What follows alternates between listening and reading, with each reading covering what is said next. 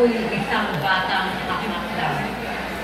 Laking kalye, laking kariton, laking buko.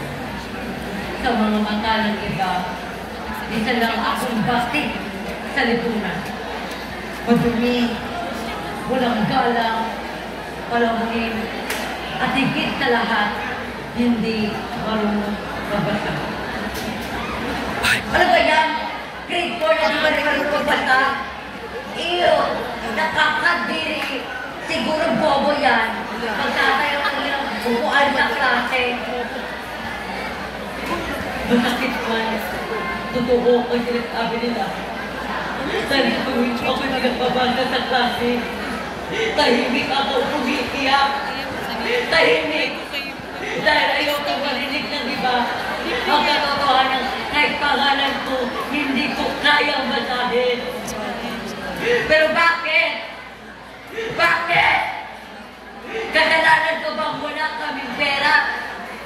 Na imbis na mag-aral ay naglalako ko ng gelo sa kalsada? Nasalig na kwaderno ang hawak ko yung sako ng basura? Hanggang isang araw, may dumating sa aming paaralan. Isang guro. Hindi siya mayaman, hindi siya sikat, pero may baong isang bagay na hindi mabibili. Pagunawa, pag-asa, paniniwala. Hindi ka bobo. Sabi niya, hindi ka tamad. Kailangan mo lang ng tulong. At sa unang pagkakataon, may taong naniwala sa akin. Unti-unti, ninuruan niya ako.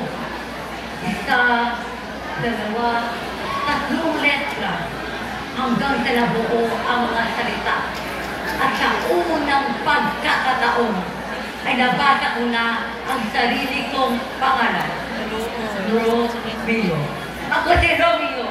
At ako'y marunong na magbasa.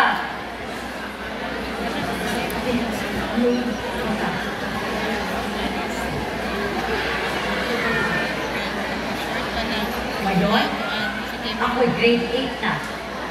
Aktibo sa klase, lumalahok sa palistahan. Di na ako'y tinatabo ng paaralan. Ipinagmamalaki na nila ako. At higit sa lahat, ipinagmamalaki ko na rin ang sarili ko. Kaya sa inyo lahat, huwag nang maliitin ang mga batang katulad ko. Hindi kami basura. Hindi kami pabigat. Kami mga binti ng pag-asa. Subuan lang kami ng pag-aaruga. Kami mamumunga ng pangarap. Ako noon ay isang batang hindi marunong magbasa. Ngunit ngayon, isa na akong patunay na kahit mahirap, basta may nagsisikap, may